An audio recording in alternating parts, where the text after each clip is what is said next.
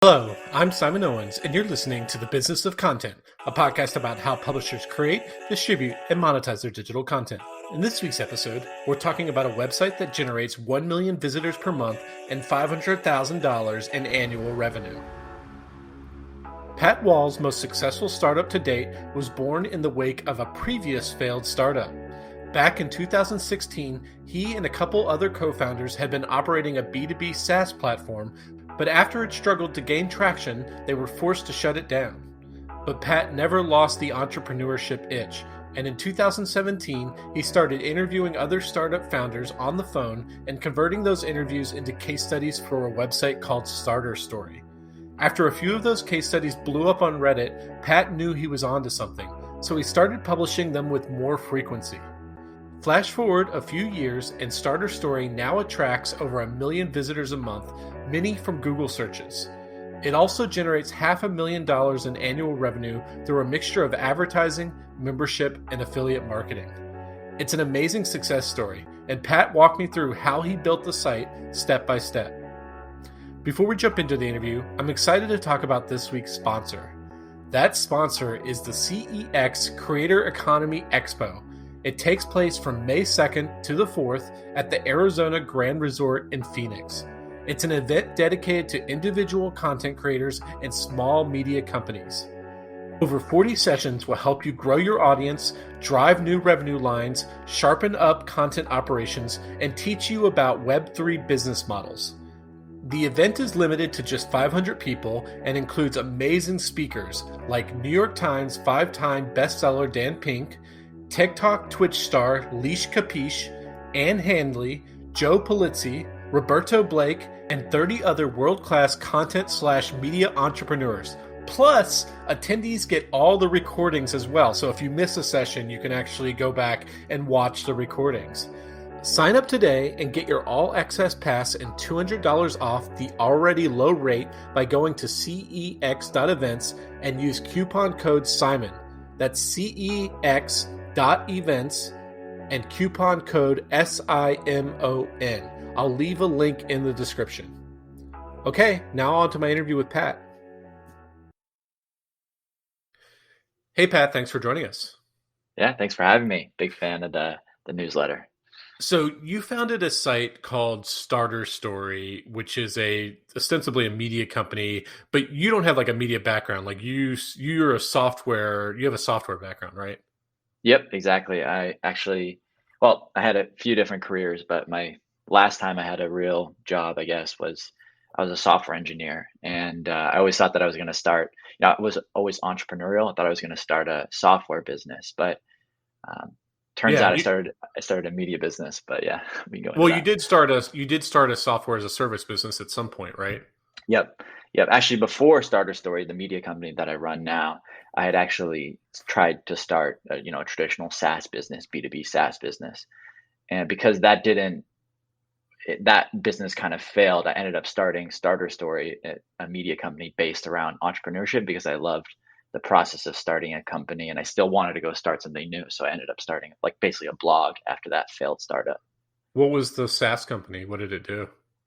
It was like a way to do invoices if you are a manufacturer of products and get sell products into retail stores. It was totally unrelated to anything in media. But you wanted, I guess, was it because because the business was struggling, or what? Like, what motivated you to want to like start interviewing entrepreneurs? Well, so we tried to, we went the traditional route, and this was in, I think, like 2015 or 2016. We tried to it was me and a couple co-founders, and, we wanted to get into YC, and, we didn't get in, and we had some customers, we launched everything, and then it kind of just dwindled out and realized that, I wasn't interested in building a B2B invoice ordering SaaS. So I just wanted to start it.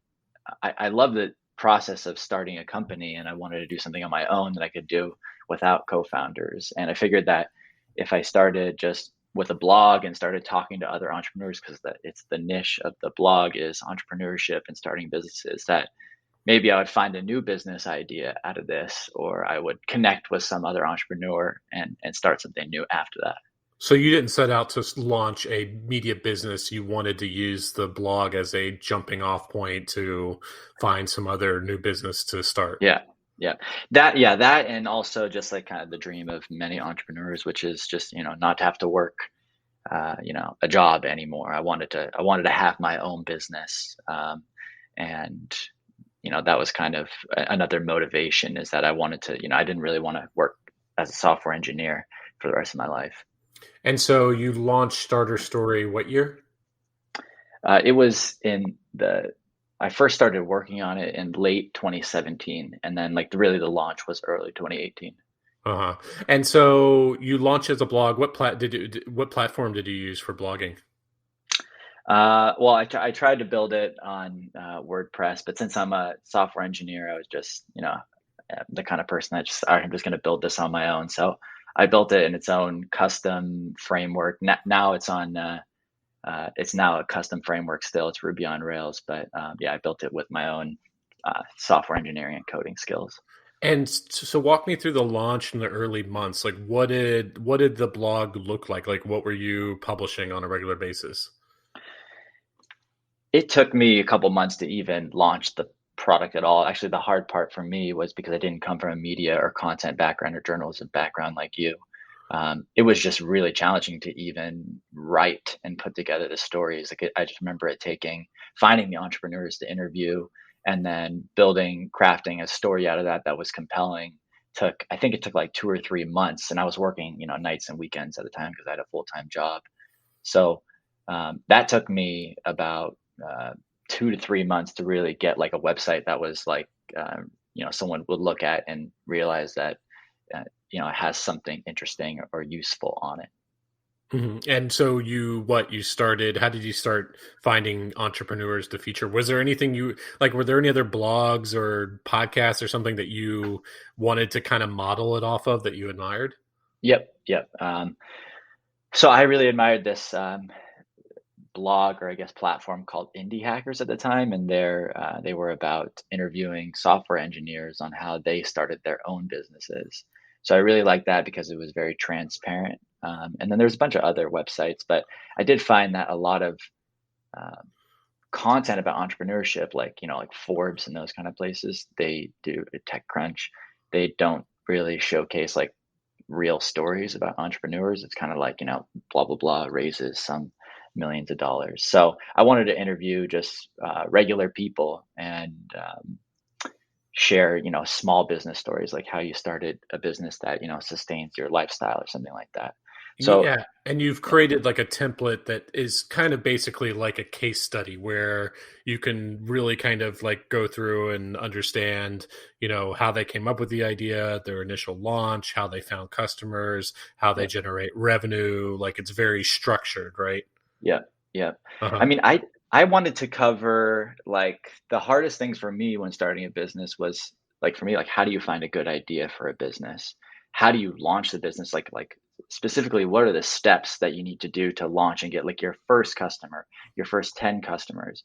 And then like some of the really hard parts that I found, like from my actual previous experience with the SaaS business before, was like, how do you grow a business? How do you find customers and bring them back over time? These are like specific case study like questions that every business has to go through, but it's not very well covered in the media because a lot of journalists aren't founders, and a lot of people that are reading it are more topically minded, interested in, someone raising money, and they already have product market fit and all that. So I wanted the content to be very specific, and I found that you can really ask the same questions over and over to different businesses and get really interesting different answers, because everyone who starts a business goes through these challenges, and it can be, I personally think it's interesting to hear every business's take on them.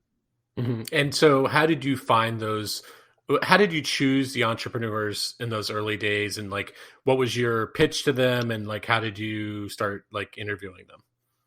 Yeah, so I just started with friends. I didn't have a real website, or I couldn't just go to someone random and pitch them. They would say no. So I had like one friend who was an entrepreneur who had like a reasonably successful business, and I had a couple others. So I published like three. I would just call I just said, hey, can I call you on the phone and record the conversation, and then I'll basically transcribe that into like an interview formatted uh, article. So I did that with about three friends, and that's actually something that really did take a long time in the beginning, like I was saying earlier. But I published about three of those, and then had like a live, real website that I could show, friends of their friends. I asked them, did they know anyone I could interview? And then I started being able to do some, outreach to like people on the internet, saying, hey, check out my website. Do you want to be interviewed on it? And so you start publishing these early case studies. You have to find an audience. How did you start finding that audience? That was one of the most challenging parts. Really, just sharing it in the beginning. It was just like sharing it on Facebook and having or Twitter and LinkedIn and a few other places like that, and then having the founders that I interviewed share it on their social media accounts as well. Um, but the first big break, and this wasn't until maybe 2 or 3 months after I had launched. So I was really trying, and I can't even remember all the things that I tried, but like I really was just trying a lot of different stuff, like I don't know, like Pinterest and Quora and all these places. But then I found a strategy that worked in 2018 that really moved the needle, and that was posting on Reddit on this on r/entrepreneur subreddit. So um, one of the things that we do in our interviews is we ask how much money they make, which is actually like a pretty compelling thing for someone, like how I It, make ten yeah, thousand dollars a month selling bidets or whatever. So yeah, I it would makes for a repost great that. headline. Like, is it Exactly. good? Yeah. Hmm. Yep. And Reddit loves a headline. So I would make this really catchy headline. I think the first one actually that went viral was $10,000 a month selling bidets. And then I'd have this, like, it sounds like crazy, like how could you not click on it? And this is a long time ago too, when it wasn't as common to be making like, e-commerce businesses that make a bunch of money, and all these people making money online. It was definitely a different time back then. So the content, you'd see that you totally want to click the title. And then the content of the interview was like super detailed, how I started, how I sourced the products, how I grew the business, all that stuff. So people would upload that. And then that was like the first big break in terms of spreading the word about the site. And like for context, our entrepreneurs, from my understanding, is like they're really big on kind of case studies or first person point of view retellings of a business, but they like it to be posted within the subreddit itself. Like Mm-hmm. you wouldn't be linking to your article. You would actually like repost all the text or Mm-hmm. or kind of format it for the actual putting it into Reddit itself, right? Yeah, yeah. I mean, Reddit, Okay. every subreddit has different rules, but one of them is like most of Reddit hates self-promotion. So Mhm. I had to toe the line between promoting within the confines of Reddit, but also like not looking like someone that was just, spamming their website. So I would take the full interview, put it into the Reddit post, and then at the very bottom it would say, "Oh, if you're interested in more stories, come check out our website." And that was like the most of the promotion, the self promotion that I would do. So for me, And it was good. and what did you notice when you did that in terms of like traffic to your website? It was usually, I can't remember the exact numbers, but let's say a Reddit post. You used to be able to see on Reddit how many views something got. That was something I would look at a lot. I remember one that got like 100,000 views on Reddit, and then that would send maybe 1,000 people to my website, and then maybe I would get 10% of those onto my newsletter. So it was pretty small, but it was a big benefit in terms of the brand of Starter Story, my business, and then also finding more entrepreneurs to interview, because they would see that it would go viral on Reddit, and they're like, "Well, I want to share my story too." So then Mhm. it would continue this like flywheel of finding more interesting stories that I could resurface to my newsletter and on the site, and then Reddit was obviously like an easy win for those. So let's dive more into that flywheel because you eventually had to create a system in which you didn't have to do all the legwork of finding all these entrepreneurs. Like you wanted to make a system where they came to you, and also Mm-hmm. you couldn't just like spend a ton of time talking to them on the phone and then transcribing them and formatting them. So talk to me about how you kind of systematized, codified your process for finding entrepreneurs to feature and how to get them into the system so that you could publish, a lot of interviews a month. Yeah, I think that my mindset as a software engineer has always been around building process and automation. So I would code up a lot of little, hacks and ways to speed up the process and avoid having to hire people to do a lot of the editorial. Some things, really simple stuff like when the interview goes live, I would have an automated email go out to the founder that would ask them, let them know it's live, ask them to share it on social media, all that kind of stuff. Or I built this integration between Google Docs where they'd write because the founders will write the content. It would convert with one click from Google Docs to my article format. So just like a lot of little things like that, I would just kind of, at the time I had a full-time job. So I was just, building these small tools to make the process a little bit faster and easier. So, I mean, and that's how it was like the first year or even 2 years is that we did have a couple people that joined to help with some of the administrative side of the business, but it really was just me. And figuring out how to automate and systematize that process of interviewing as many founders as I could. So you have like a Google Docs template they use. Based on my experience, I don't like doing like email interviews because I feel like people aren't necessarily good writers, or they don't get to the point, or Yeah. they don't actually answer the question that you want them to answer. How do you deal with that? Yeah, it's a great question. That's one of the biggest challenges, is getting people to write well, especially if they're founders. They're not traditionally journalists or writers. So we have a process that starts with a first draft. So we have this template, and we have our main questions, which is what's your background? How'd you come up with the idea for the business? How'd you grow the business? How'd you launch the business, et cetera? And then under those questions, we have a lot of what we call sub questions or like basically guidelines like, hey, you should write 3 to 6 paragraphs here, and you should talk about this thing and this thing and this thing. So it does guide a non-writer into figuring out how they can write something compelling. And then we also have a revisions process. So when someone submits their first draft, it's never what you actually see on the website. We will mark it up with comments. And, if they say, we used SEO to grow the business, we'll leave a comment there. Our team, we have an editorial team basically, and they'll say like, okay, can you be more specific about your SEO growth strategy? Show us the articles that you wrote and, what's a high performing article for you? So we try to it does seem simple, the interview format. But there is a decent amount of work that goes on behind the scenes to get it to something that is helpful for other founders to actually grow their business rather than just someone who spends 10 minutes writing out some answers. And how many interviews / case studies are you now publishing a month? Nowadays, I don't know the exact number, but I'd say it's probably 60 to 100.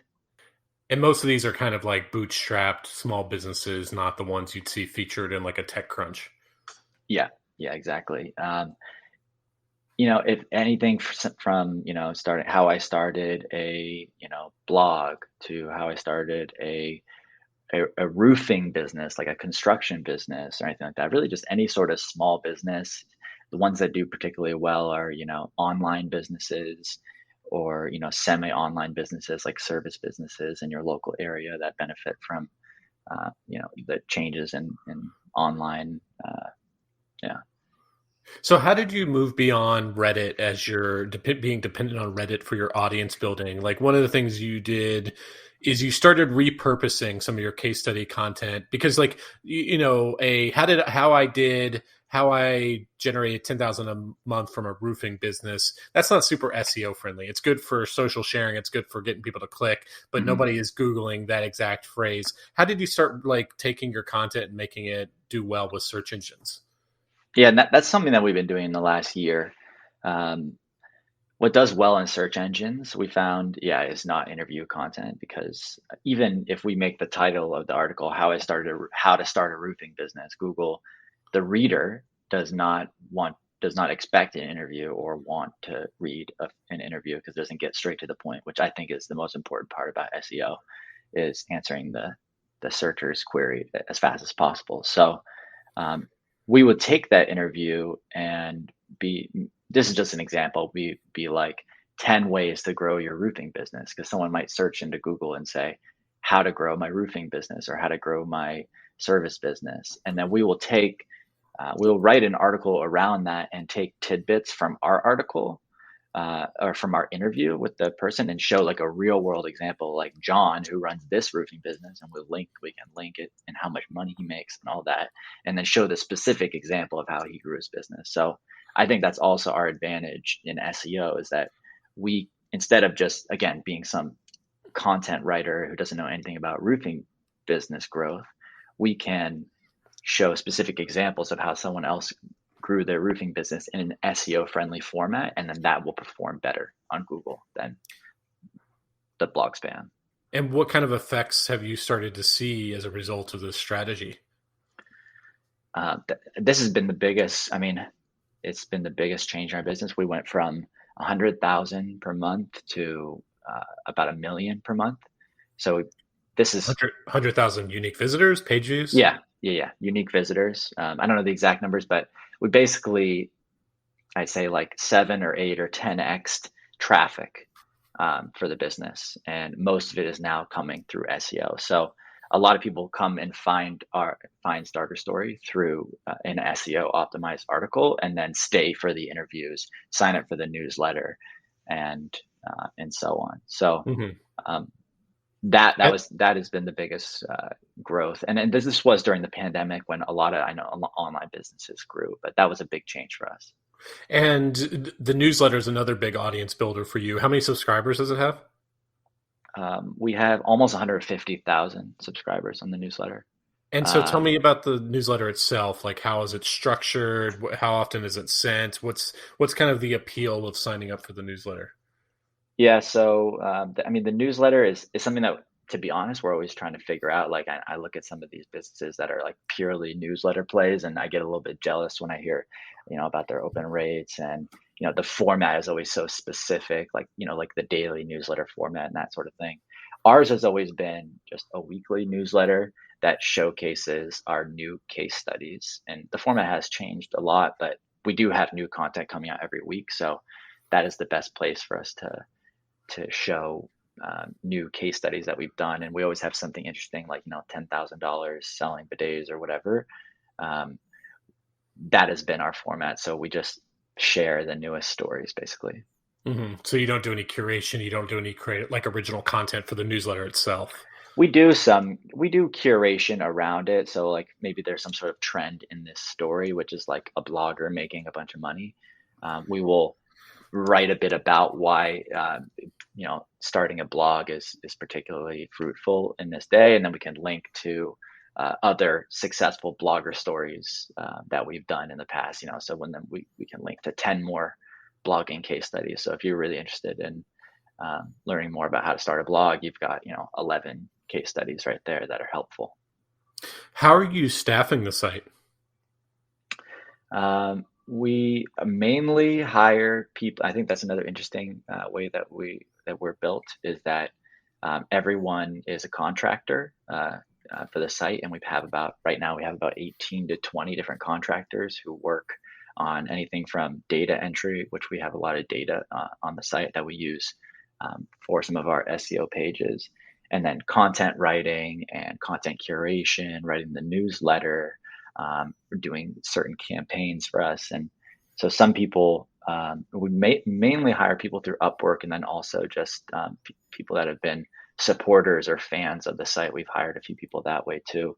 And some people work full 40 hours a week, and some people work 2 hours a week. So yeah. What does your work week look like? Like, what are you mainly focusing on?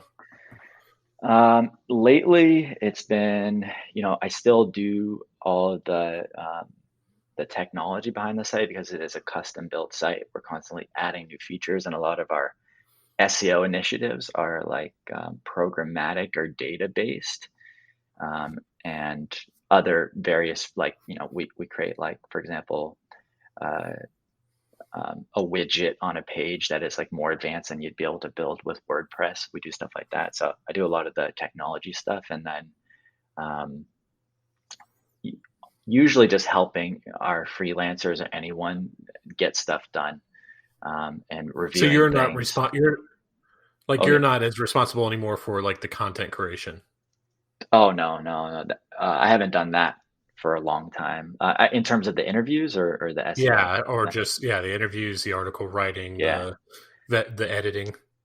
Yeah, no, I haven't done that for a while. I mean, that's another thing that I think is, um, something that I've learned along the way, is that, even stuff like that seems complicated, like editing down interviews, and giving feedback on interviews. All that stuff is teachable and trainable, and we've been able to find like a really really good talent, for that is very affordable. We're a bootstrap business, and we've been able to find people from India, Philippines, Pakistan, and all this through Upwork, who do a lot of this work, and they're super good. So you said that you're attracting like 1 million visitors a month, and I Mhm. think you've told me that you're generating around like $500,000 in annual revenue. That's right. Yeah. Yep. Yep. Uh That's huh. right. So let's talk about monetization. How do you monetize the site?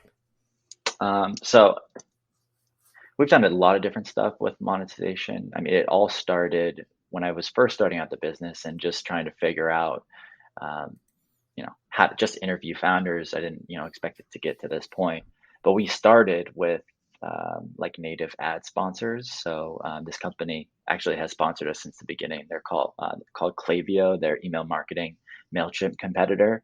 Excellent product, by the way, that we use too. Um, they would just basically pay us, $1,000 to $5,000 a month to be the number one exclusive native sponsor of Starter Story. And that's how it started. It was just, at that time, it was just really cool to have to make $1,000 a month on, a side project, because I had a full-time job at the time, and I could focus on, more of the vision, or just interviewing more founders. Um, so we were monetized through this native ad sponsor, who paid a fixed fee, and they pay, like, how we had made the partnership in the beginning was that we did just a full year sponsorship. So they pay in advance for a year, and then we build out the site and grow the site, and hopefully bring more clicks and eyeballs to that And sponsor. and what does that mean that they're a native? What kind of format is the ad in, and where does it appear? Yeah, so we would put the ad at the top of like every page, every article. We put it on the front page, and then we put it on every newsletter. So when I say native ad, I mean, um, it wasn't programmatically like a Google AdSense. It was just some text on the page or on the email that said, like, "Hey, you should try Klaviyo if you run an online business," and then they'd get, people. I direct people to their site that were interested. So do you only have one sponsor at a time, or have you since diversified a little bit with sponsors? Um, uh, that sponsor we had been amazing for us, and they have always re-upped every year. So we really only have one exclusive sponsor, but then we have further monetized through, which we will get into probably, through a membership, a premium membership, similar to a New York Times model that gives you full access to the site. And that was a change that we made last year. And then also we do some programmatic ads, like AdSense on the pages as well, but we do it mainly on our SEO pages. So let's talk about your membership. How much does it cost? The membership costs $139 per year.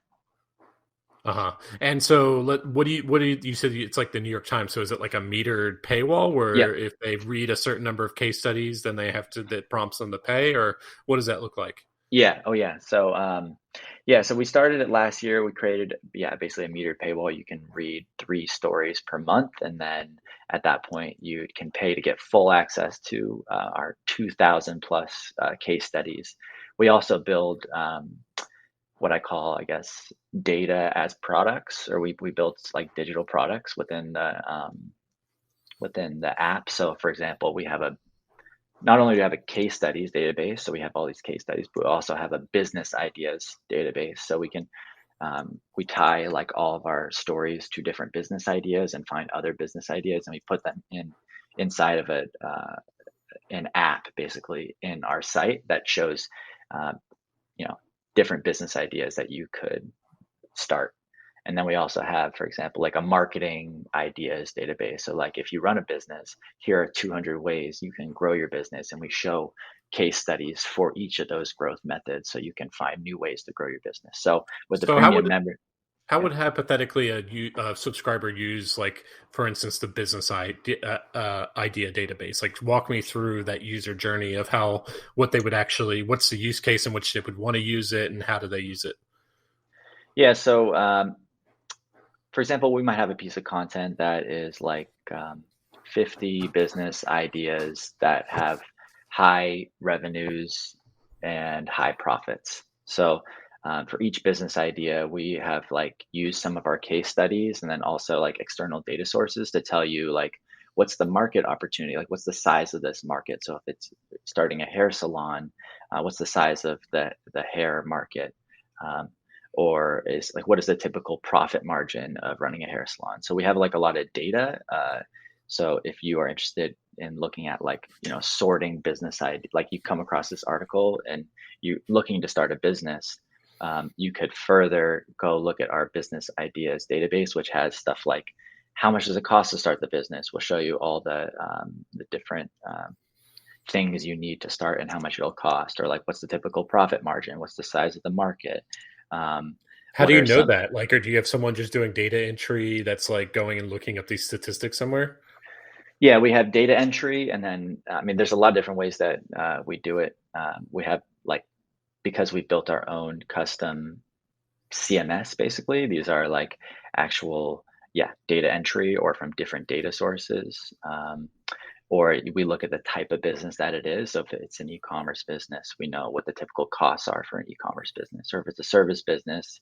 So it is a lot of data entry, which um, is why a lot of the people that we hire to help run the site do a lot of data entry and research and that sort of thing. So how do you convert your audience into paying subscribers? Typically, they get converted by the newsletter.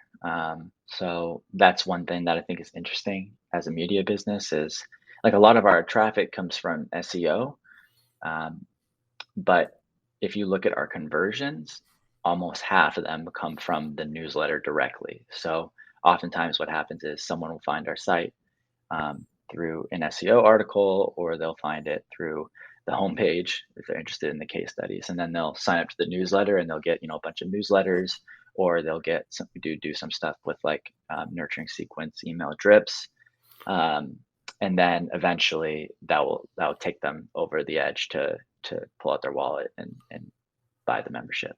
Is that because the newsletter is giving them some kind of special offer, or is it because the newsletter is just causing them to visit the site more often? In which case, they're going to Yeah. hit that metered paywall and then convert.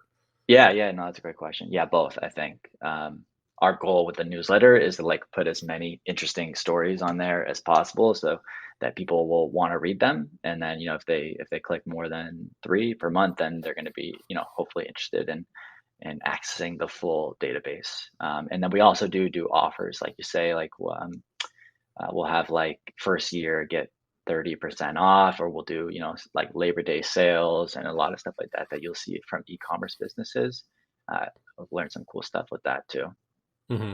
And so you also do e-commerce, right? But I think you've expressed the opinion that like if you want to really succeed at e-commerce, you really kind of have to go all in or have someone dedicated to that, right? When you say e-commerce, you mean affiliate? Like affiliate, yeah. Yeah. That's something that's really interesting to me because I see like Nerd Wallet, for example, they just had their S1. You can see how much money they're making. And you see like these really businesses that Starter Story is pretty similar to in terms of, a lot of SEO traffic and, all fully really web-based web app. Um,